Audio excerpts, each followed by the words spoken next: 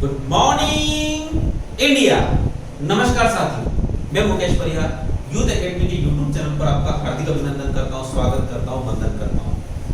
आज हम गणित के एक ऐसे सेशन का उद्घाटन करेंगे, ऐसे सेशन को प्रारंभ करेंगे जो गणित के रग रग में बसा हुआ है।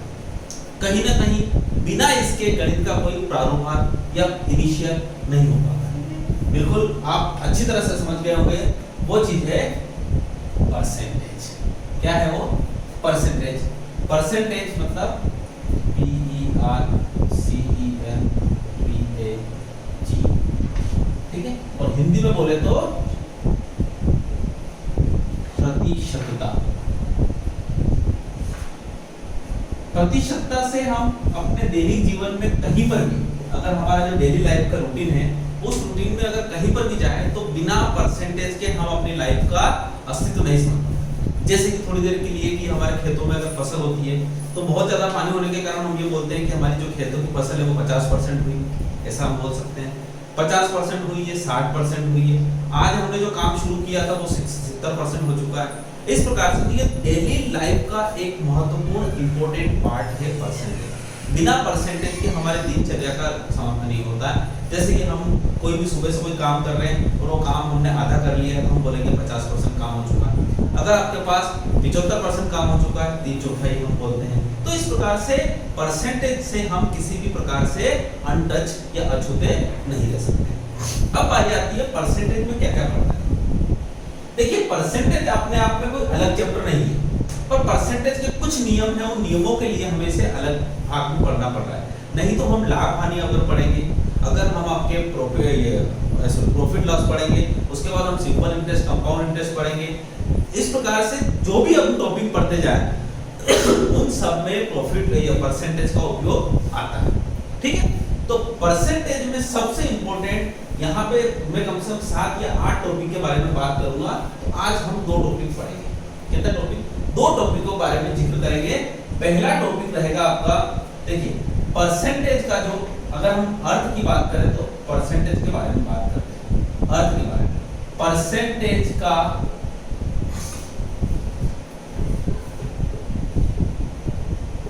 शाब्दिक जो अर्थ होता है वो होता है प्रतिशत। यानी इसको बोल सकते हैं 1/100।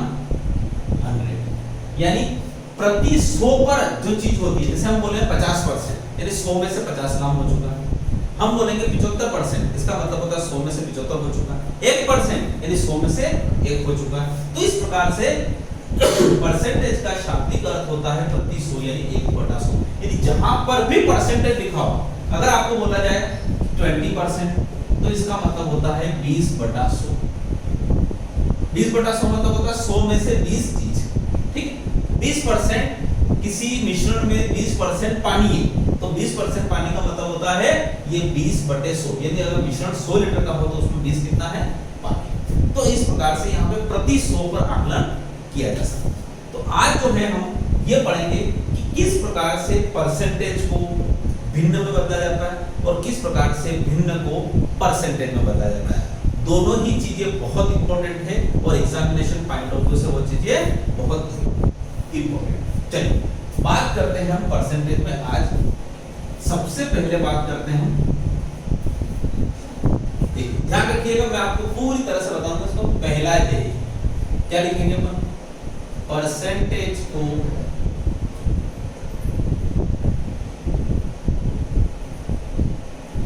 भिन्न में बदलना।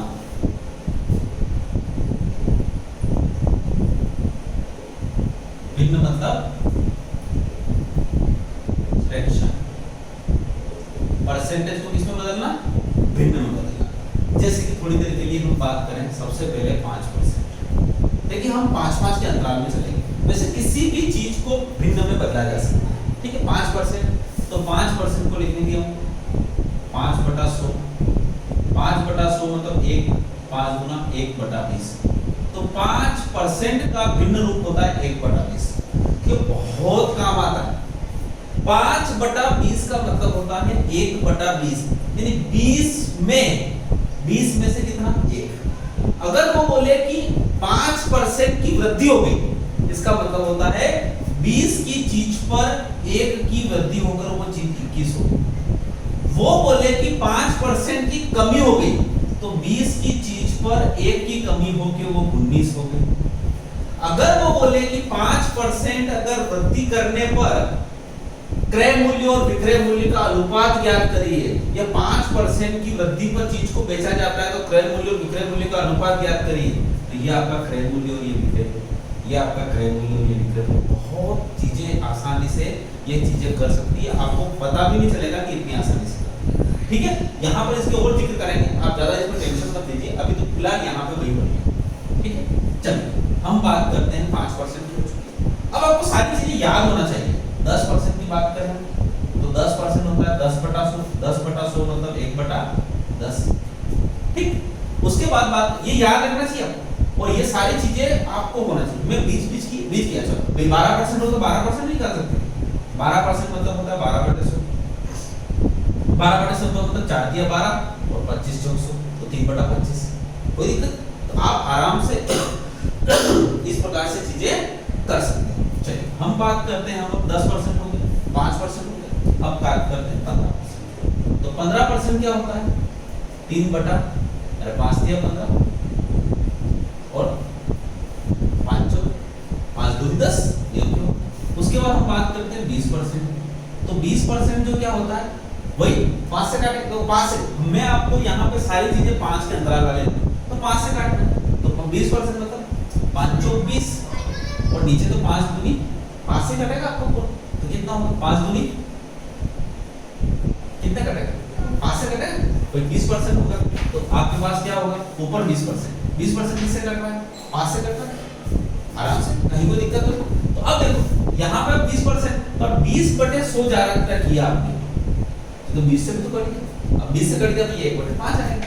ठीक है, कितना आ रहा है? 1/5। ठीक, अब हम बात करते हैं 25%। तो देखो जैसे 20% 20 से कटा था, उसी प्रकार 25% भी 25 से कटेगा। तो 25 से 25 और 25 चौक 100, याद हो जाए। उसके बाद आपके पास आता है 30%, 0 से 0 कटी तो 3/10। यही बात आती है आपके पास 35%। 35% तो 5 से कटेगा, 5 से तो 35 और 5 दूनी 10। उसके बाद आती है 40%।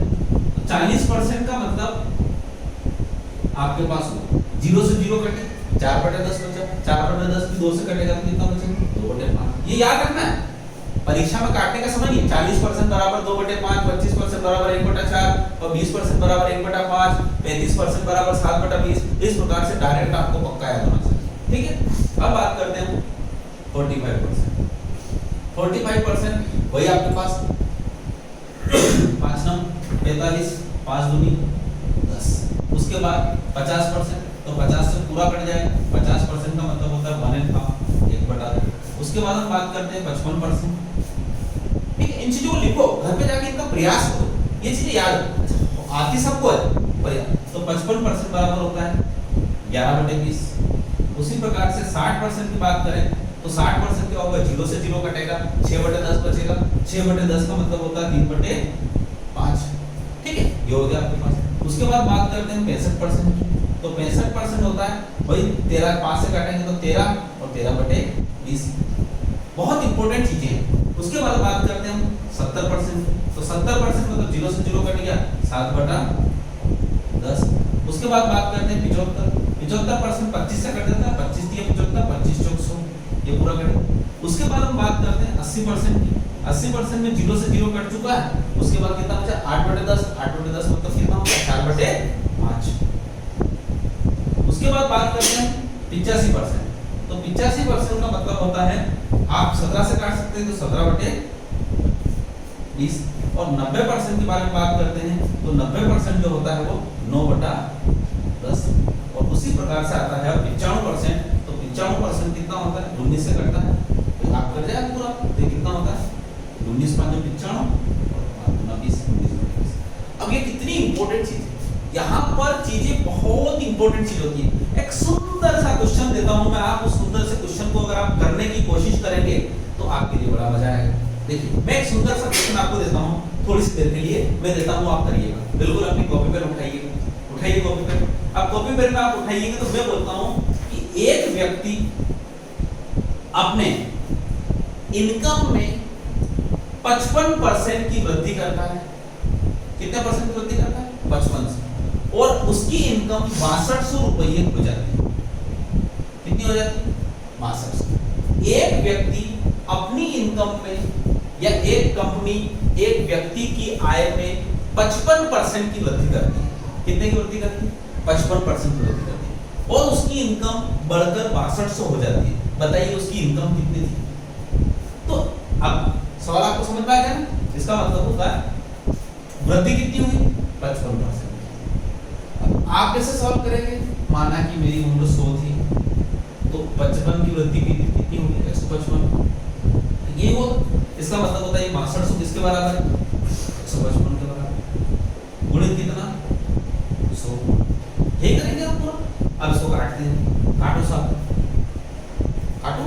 चलो अब काटेंगे तो क्या होगा? यहाँ से काटो।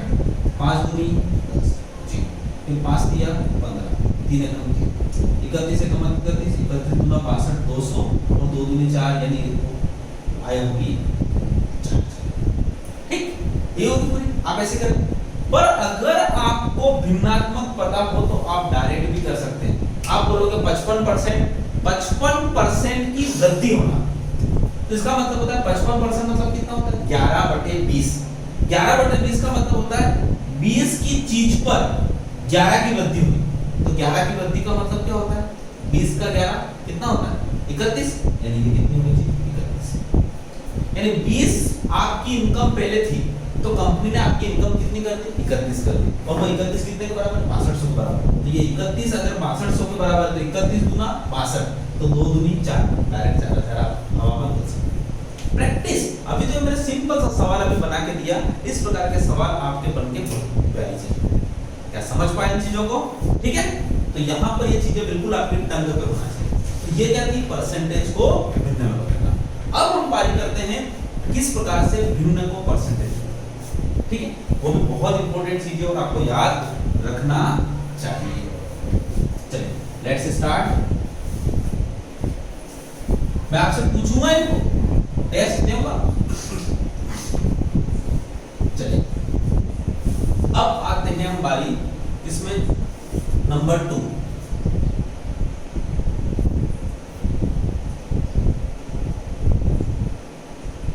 भिन्न को परसेंटेज में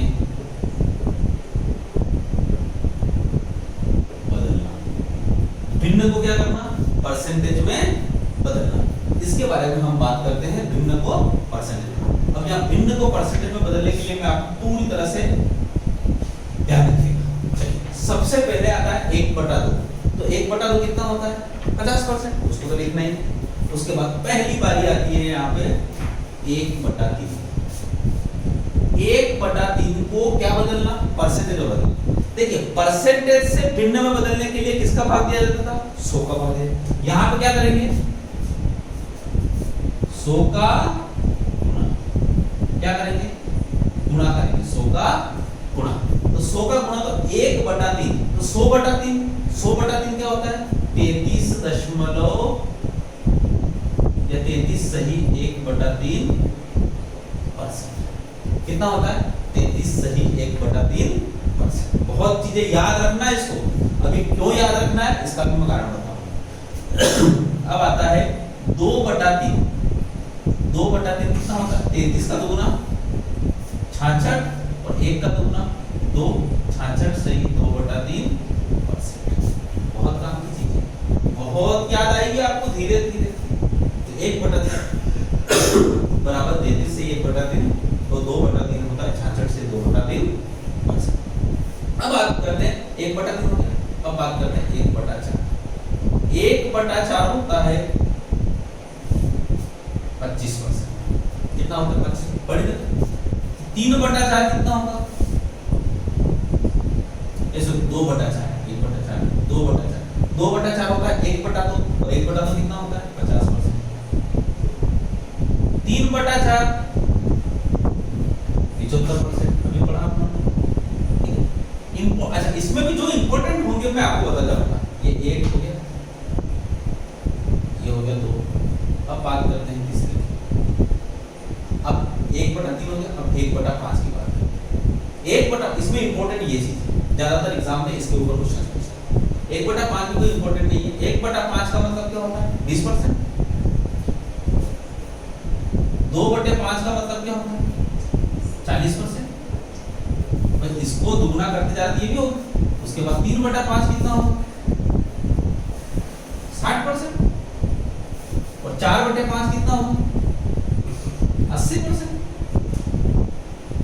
ये तो क्योंकि ये 5-5 का गुणज वाला तो हम ऑलरेडी पढ़ चुके हैं, ठीक है। अब बात करते हैं हम 1/6। 1/6 यानी 1 में 6 का भाग, वही 100 का गुना करना। 100/6 मतलब होता है 50/3। 50/3 मतलब 3 एकम 3, 2 बचा तो 3 छंग 18, 16 से 2/3। सुना होगा आपने, बहुत अच्छी तरह से सुना होगा। इसका उपयोग क्या है मैं बताऊंगा, आप बने रहिएगा हमारे साथ, क्लास मजा आएगा। 1/6 का मतलब होता है 16 सही 2/3। याद भी रखो, अब याद भी करना है, ऐसे लिखवा के आपको ध्यान थोड़ी करवाना है।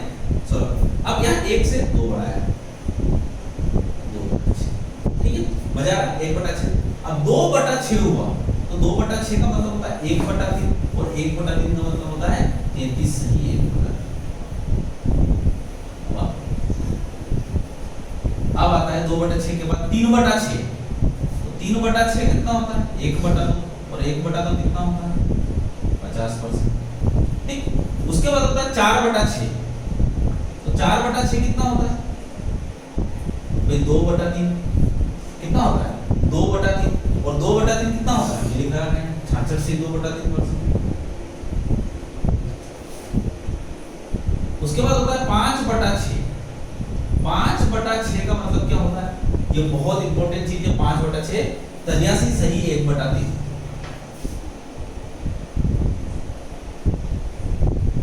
ये बहुत इंपॉर्टेंट चीज है, तो इसमें से ये इंपॉर्टेंट है और इसमें से भी ये के बजाय कौन सी चीज इंपॉर्टेंट है? ये चीज, क्योंकि ये ऑलरेडी रिपीट है, ये भी रिपीट है, ये भी रिपीट है और ये रिपीट नहीं है। ये दो चीज बड़ी इंपॉर्टेंट है। मैं आपको जो चीजें बता रहा हूं वो बिल्कुल याद करिए, कहीं बहुत सारे एग्जामों में इसके ऊपर ही क्वेश्चंस पूछे जाते हैं, ठीक है। ठीक, चलते हैं हम आगे। 1/6 अब बात करते हैं हम 1/7। 1/7 कितना होगा? भाग दीजिए। अगर हम 1/7 को भाग देंगे तो होगा 14 सही 2/7। 1/7 का मतलब क्या होता है? 14 सही 2/7। अब भाग दीजिए, 100/7 करिए, 100/7 करेंगे तो इस प्रकार से होगा। अब आगे जैसे जैसे जाएंगे, देखिए अब यही ये बहुत इंपॉर्टेंट चीज है, ये पूरा पार्ट 14 यहाँ पे आया 2/7 तो 14 का कितना हो जाएगा? 28 और ये 2 का कितना हो जाएगा? 4 तो 28 से 4/7, ठीक। याद भी रखना है, परीक्षा में जब आ जाए ये 28 से 4/7 आ जाए तो आपको 2/7 बोलने की आदत होना चाहिए। अब आता है 3/7। 3/7 भाई 14 किया 42 और 2 किया 6 तो 42 से 6/7 परसेंटेज हुआ। उसके बाद हम चलते हैं 4/7 की तरफ। 4/7 भाई आपके बारे में बात करेंगे तो क्या होगा? वही आपके पास 14 चौक 56, ठीक है। अब यहाँ पे लिखेंगे 56, चलो लिख दिया 56 और जैसे हम गए तो यहाँ पे 2 का गुणा किसमें किया? 4 में किया, 8/7। तो 8/7 में अगर भाग देंगे तो 7 एकम 7 तो एक पूर्णांक और मिलेगा, यहाँ कितना हो जाएगा? 57। तो 57 सही 1/7। क्या आप समझ पा रहे हो? कोई दिक्कत तो नहीं। अब उसके बाद 4/5 के बाद चलेंगे 5/7। तो 5/7 भी आपके पास वही रहेगा 14×5 70, कितना रहेगा? 70 और उसके बाद कितना रहेगा? 4 की अब वहां पे रहेगा, यहाँ पे ये जो 2 है 2 साथ कितना होगा? 14। तो 14 मतलब क्या होगा? आप जैसे आप कटेंगे देखो यहाँ पे कितना है? 2 10, तो 7 एकम 7 तो 3 और बच जाएगा, तो यहाँ पर हो जाएगा 71 सही 3/7 परसेंटेज। कोई दिक्कत तो नहीं थी, ठीक। 71 से 3। अब उसके बाद आता है 6/7। 6/7 मतलब होता है वही 14 छम 84, यानी ये हो गया 84 हो गया, और इस 2 का फिर इस 6 में गुणा हो, 6 दूनी 12, 12/7। और 12/7 मतलब क्या होता है, 12/7 एकम 7, 5 बचेगा, तो 1 गुणा चला जाएगा, यहाँ कितना बचेगा 85। 85 सही 5/7 आपके पास आएगा, कितना आता है 85 सही, सॉरी 7 एकम यहाँ पर कितना हो गया 6/7 ना, 2 छम 12, तो 7 एकम 7, तो 85 सही 5/7,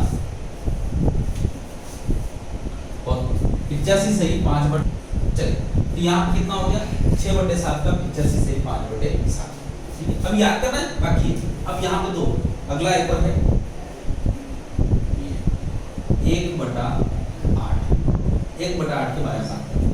1/8, 1/8 का मतलब होता है 100 रुपये का 8वां भाग, 12.5, 12.5%। उसके बाद 2/8, 2/8 मतलब 1/4 यानी 25%। उसके बाद आता है 3/8, 3/8 इसको कर दो 12, 24, 25 और 12 कितना होता है 37, 37, तो 37 37.5% यानी 37 सही 1/2%। उसके बाद होता है 4/8, तो 4/8 मतलब 1/2, 1/2 मतलब 50%। उसके बाद आता है 5/8, 5/8 का मतलब होता है 50 में 12.5 जोड़ो तो कितना होगा 62.5%। उसके बाद 6/8, 6/8 का मतलब होता है 3/4, 3/4 मतलब 75%, ठीक।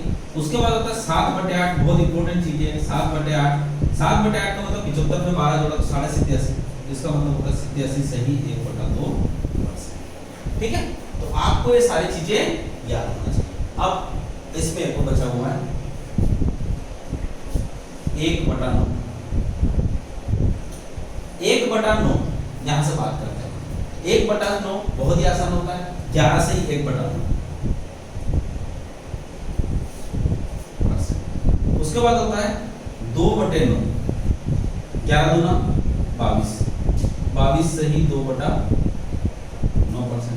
उसके बाद होता है 3/9, 3/9 मतलब 1/3, 1/3 मतलब 33 सही 1/3 है परसेंट। उसके बाद होता है 4/9, 4/9 मतलब भाई 11 चौक 44, तो 44 सही 4/9%। उसके बाद होता है 5/9, तो 5/9 होता है वही 11 5 55, 55 सही 5/9%। उसके बाद होता है 6/9, तो 11 66, और 6/9 का मतलब होता है 3 दूना 6, 2/3, और 2/3 कितना होता है 66 से 2/3। उसके बाद होता है 7/9, तो 11 7 77, और 77 से 7/9, और उसके बाद लास्ट में आता है 8/9, 8/9 मतलब 88 सही 8/9%, ठीक। आया समझ में आपको पूरा? तो यहाँ पर जो आपके पास आया वो सारी चीजें आपके पास कंप्लीट में लगा। अच्छा यहाँ के बाद क्या 1/10 वाला नहीं हो सकता? हो सकता है 1/11 भी हो सकता है, 1/12 भी हो सकता है, 1/13 भी हो सकता है, वो सारी चीजें भी हो सकती है, पर आपको ये इतनी चीजें आपको पक्का पता होनी चाहिए। अब इसमें कौन कौन सी चीजें याद आपको रखना है और वो जरूरी है उसके बारे में हम जिक्र करते हैं। देखिए हम जिक्र करते हैं यहाँ पे सबसे पहली चीज 1/3 बहुत इंपॉर्टेंट चीज। अच्छा इनका उपयोग कहाँ आता है? बहुत सारा को लगता है इनको रट के हम सर करवा क्या रहे हैं, इसका उपयोग कहाँ आता है? देखिए प्रॉफिट लॉस वाले सवाल में आ सकता है। एक व्यक्ति, बहुत ध्यान से सुनना, एक व्यक्ति अपनी वस्तु में 33 सही 1/3 का लाभ देकर उस चीज को 400 रुपए में बेचता है, तो बताइए क्रय मूल्य कितना? समझ पा रहे हो? सवाल को फिर से सोचना, सवाल ऐसे करवाएंगे आप प्रॉफिट लॉस वाले सब चीजें, पर यहाँ पर ये चीजें क्यों आपको याद करना है? एक व्यक्ति एक अपनी वस्तु में 33 सही 1/3% का लाभ प्राप्त करने के लिए उस वस्तु को कितने में बेचना चाहिए? तो कितने में बेचना चाहिए? देखिए अब वो लाभ कितना कर रहा है? 33 है। तो आपके लिए अगर आप सवाल ऐसा करो तो क्या हो रहा है? 100 रुपए की चीज में 100 प्लस 33 सही 1/3 और जोड़ दिया, ये सवाल है।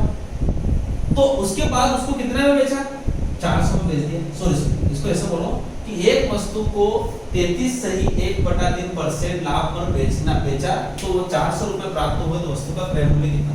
तो ये चीज 400 के बराबर, तो 100 कितना? अब ये थोड़ा सा क्या होता है, अगर इसके बटे में मैं लिखूं कि 100 और 33 का होता है 133 सही 1/3 बराबर 100। अब इसको सोल्व करो तो आपकी नानी माया आ जाएगी। ठीक है, आप इसको करेंगे तो दिक्कत हो जाएगी। अब इसको सवाल को ऐसे करना, फ्रैक्शन अच्छा जहां पे काम आएगी वहां पे आपको धीरे धीरे दिमाग में पता चल जाएगा। बहुत हम 2 चैप्टर यहाँ पे बहुत अच्छी तरह से पढ़ेंगे, एक तो परसेंटेज पढ़ेंगे और प्रॉफिट लॉस पढ़ेंगे, और ये दोनों ही किसी भी एग्जाम में, बैंक ले लो, रेलवे ले लो, एसएससी ले लो, एमपी टेट ले लो, सी टेट ले लो, दुनिया की कोई भी एग्जाम ले लो, वो ये इन दोनों परसेंटेज और लाभ हानि से अछूते नहीं देते। 101% एक क्वेश्चन इसमें। तो देखो 1/3 33 से 1/3 का मतलब क्या होता है? 1/3 1/3 का मतलब होता है अगर क्रय मूल्य, देखो यहाँ पर जो चीज लिखी होती है वो हमेशा क्रय मूल्य होती है, और ऊपर जो चीज लिखी होती है वो लाभ या हानि। हमेशा ध्यान रखें, हमेशा याद रखें। तो इसका मतलब होता है उसने लाभ पे बेचा, तो 3 रुपए की चीज में 1 रुपया लाभ देगा, तो देख ले 3 और 1 कितना हो जाएगा? 4 हो जाएगा। और चीज को कितने में बेचा? 400 में, तो ये 4 कितने के बराबर है? 400 के बराबर। तो क्रय मूल्य कितना है? 3, तो बराबर उत्तर आया 300। झटके में आपने सवाल कर दिया, आया समझ में? तो ये चीजें होती है, इसका ये पावर होता है। ये पावर अगर आपको समझ में आ गया तो बड़ा मजा आएगा। ठीक है, ये इनकम वाले सवाल में हो सकता है, इस प्रकार के सवालों में हो सकता है। तो आपको इसका उपयोग समझ में। एक सवाल और करिए। एक व्यक्ति क्या करा? एक व्यक्ति 66 सही 2/3% की हानि पर किसी वस्तु को बेचता है। क्या करता है? बेचता है, और उसको 1000 रुपये प्राप्त होते हैं। फिर से ध्यान से सुने ना, एक व्यक्ति किसी वस्तु को 66 सही 2/3% की हानि पर बेचता है और उसको 1000 रुपये प्राप्त होते हैं, तो बताइए वस्तु क्रय मूल्य कितना है? सिंपल।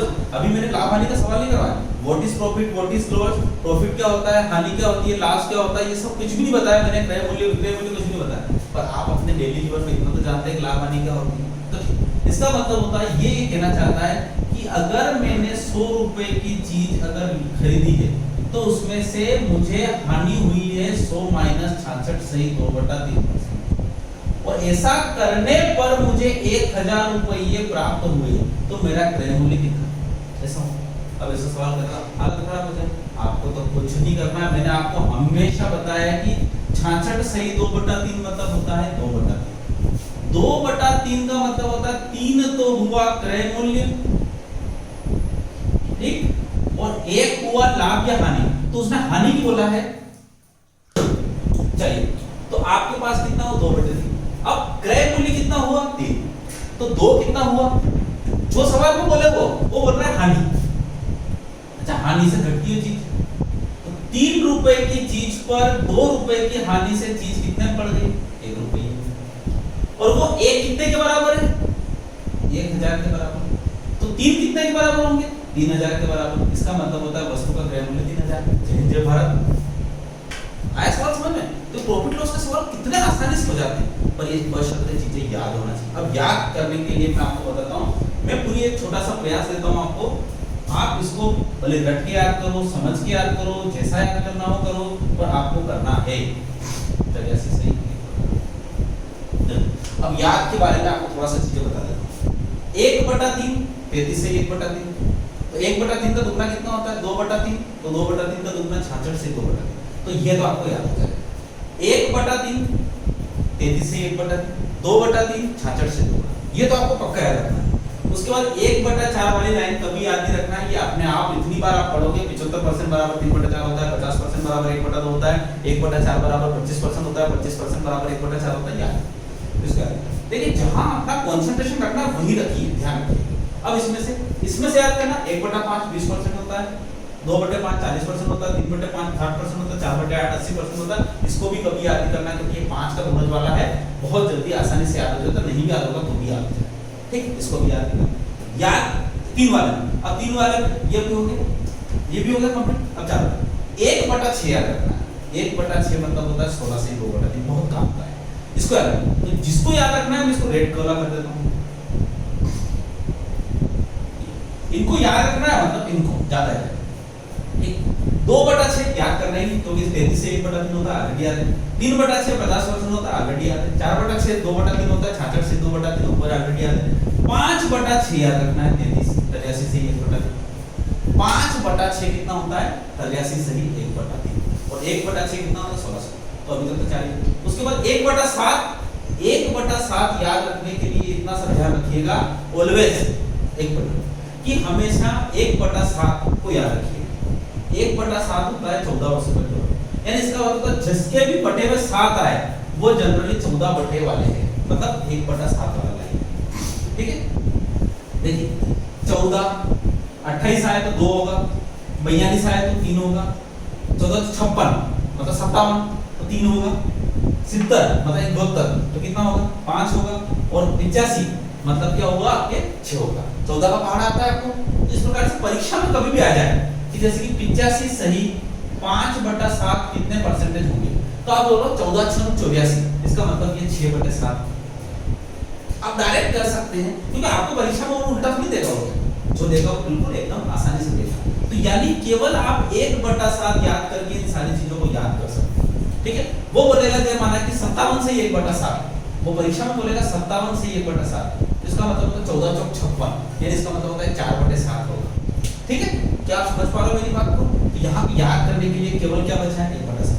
अब 1/8 की बात करें तो 1/8 बहुत प्यारा है। 1/8 का मतलब होता है 12.5, ठीक। 2/8 याद करना ही, 3/8 का मतलब होता है 37.5, 4/8 याद करना ही, 5/8 का मतलब होता है 65.5, 6/8 याद करना ही, और 7/8 का मतलब होता है 87.5। तो आपको यहाँ पे 1 2 3 4 याद करना है, और ये भी बहुत आसान है। देखिए कैसे 1/8, तो 1/8 में जो याद करना है 12.5 मतलब 1 का 8वां भाग 12.5 होता है, इसमें कोई दिक्कत ही नहीं है। और 8वें का तीसरा भाग 37.5 होता है। भाई 12.5 का पहाड़ा बोलना शुरू करो आप। 12.5 एकम 12.5, 12.5 दूना 25, 12.5 तिया 37.5, 12.5 चौका 50, फिर 62.5, फिर उसके बाद 75, फिर 87.5 और 100। 12.5 का 12.5 का पहाड़ा तो है, 12.5 का पहाड़ा याद होना चाहिए, ठीक। अब उसके बाद आता है 1/9। 1/9 को याद करने की कोई जरूरत नहीं है, डायरेक्ट हो जाता है। एक याद रखो केवल 1/9 तो 11 से 1/9। देखिए यहाँ पे 11 से 1/9, अगर आपसे कल कोई आए कि 77 से 7/9, तो 11 7 कितना होता है 77, इसका मतलब होता है 7/9। देखिए 88 से 8/9, 8/9 के बराबर है। 77 से 7/9, 7/9 के बराबर। 66 से 2 और 2 ऊपर बढ़ लिए। 55 से 5/9, 5/9, 5/9 के बराबर। यहाँ पे फिर उसके बाद 44 से 4/9, 4/9 के बराबर है। तो आप यहाँ से आराम से याद कर सकते हैं, ठीक। जिस प्रकार से मैंने आपको बताया याद करके, और जिस प्रकार से इनकी जरूरत पड़ती है मैं आपको चीजों को समझाऊंगा।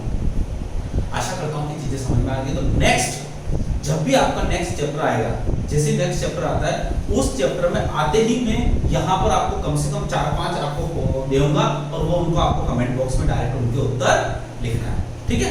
तो आशा करता हूँ कि ये चीज आपको अच्छी समझ में आई होगी। और परसेंटेज का चैप्टर धीरे धीरे हम अब इसके बाद क्वेश्चन को तरफ ले चलेंगे आपको। अब डायरेक्ट हम टेस्ट लेके आएंगे, तो टेस्ट की इस कड़ी में धीरे धीरे 50-60 क्वेश्चन हम करेंगे। तो टेस्ट में मैं आपको बता भी दूंगा कि हमारे जो परसेंटेज होता है वो इतने प्रकार का होता है, ठीक है।